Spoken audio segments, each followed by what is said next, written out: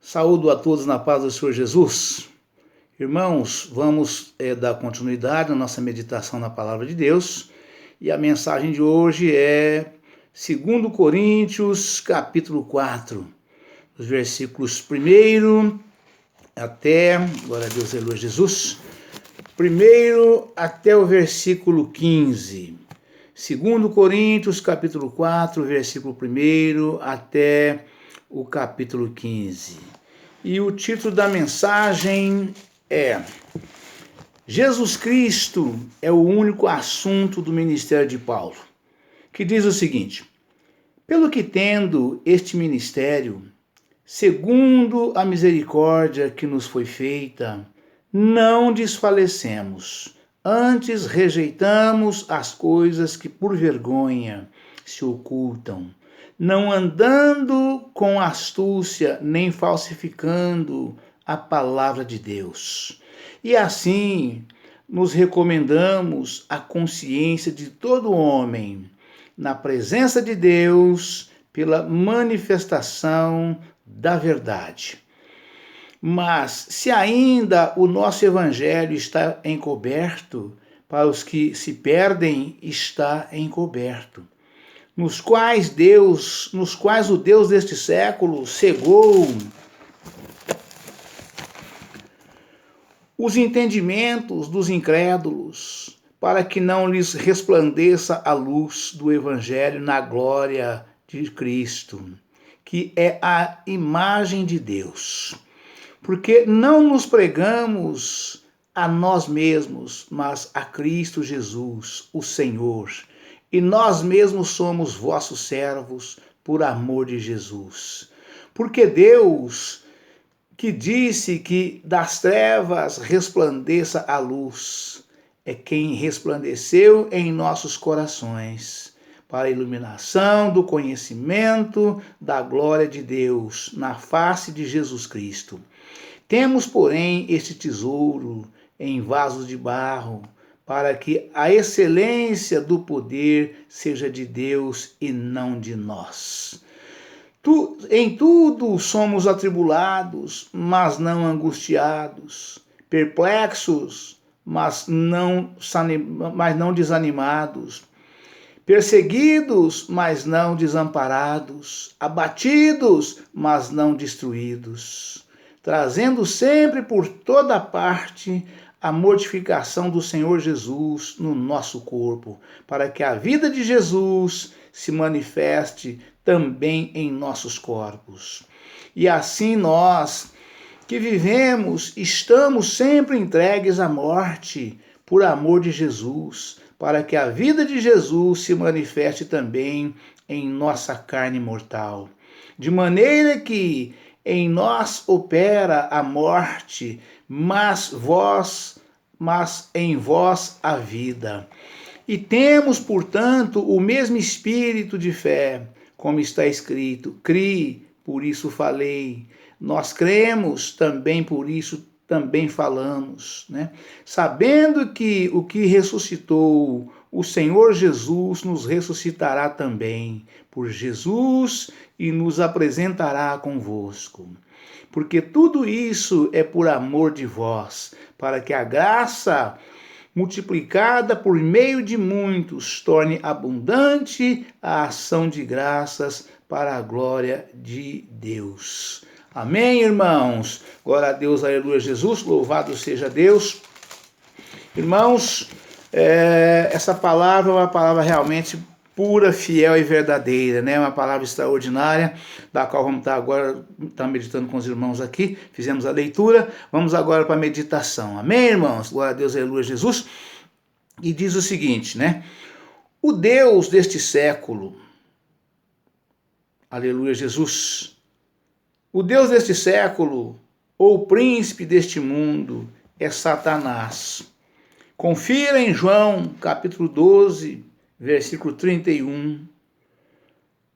Capítulo 14, versículo 30. Capítulo 16, versículo 11. Efésios, capítulo 2, versículo 2. 1 João, capítulo 5, versículo 19. que exerce poder sobre a boa parte da atividade deste mundo. Ele governa como usurpador. O seu governo é temporário e não absoluto. Satanás continua agindo, mas somente segundo a vontade permissiva de Deus, até ao fim da história. Apocalipse, capítulo 19, versículo 11. Apocalipse, capítulo 20, versículo 10. Aqueles que não se submetem a Jesus Cristo, permanecem sob o controle de Satanás. Este cega os olhos deles. A verdade é a glória do Evangelho, a fim de não serem salvos. A solução para esta trágica situação é neutralizar a atividade dele, mediante a intercessão e pregar o Evangelho no poder do Espírito Santo. Atos capítulo 1, versículo 8.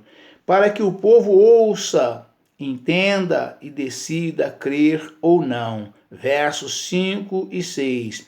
Ver em Mateus, capítulo 4, versículo 10, nota sobre Satanás. Glória a Deus, aleluia, Jesus. Louvado seja Deus. Este tesouro em vaso de barro. O cristão é um vaso de barro, que às vezes passa por tristezas, lágrimas, aflições, perplexidades, fraquezas e temores. Confira, versículo 1, capítulo 4, capítulo 8, versículo 9, capítulo 7, versículo 5. Glória a Deus, aleluia, Jesus. Mas o cristão não é derrotado por causa do tesouro celestial que nele está. O cristianismo não é eliminação da fraqueza, nem meramente manifestação do poder divino através da fraqueza humana. Capítulo 12, versículo 9. Isso significa que em toda aflição podemos ser mais do que vencedores, mediante o poder e o amor de Deus. Romanos capítulo 8, versículo 37. E que nossas fraquezas, aflições e sofrimentos nos tornam totalmente receptivos à graça abundante de Cristo e permitem que a sua vida seja manifesta em nossos corpos. Versos 8 e 11. Confira no capítulo 12, versículos 7 ao 10. Atribulados, mas não angustiados. Se experimentamos a presença de Cristo e o seu poder em nossa vida, absolutamente nenhuma aflição, perturbação, enfermidade ou tragédia provocará nossa derrota espiritual.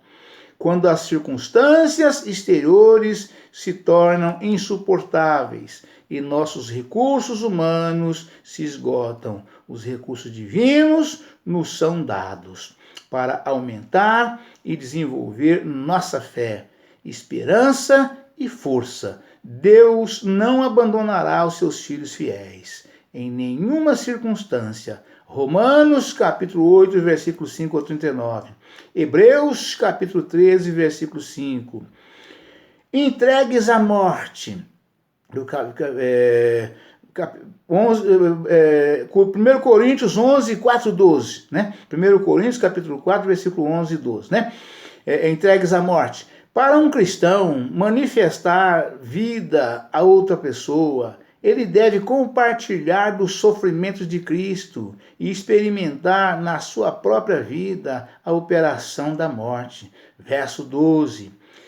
A abnegação, a aflição, a decepção e o sofrimento por amor de Cristo farão que nossa vida ministre a graça ao próximo. Confira em 1 Coríntios 11, 2 Coríntios 11, versículo 23 ao 29. Romanos capítulo 8, versículo 36 ao 37. Filipenses, capítulo 1, versículo 29. 1 Pedro, capítulo 4, versículo 14.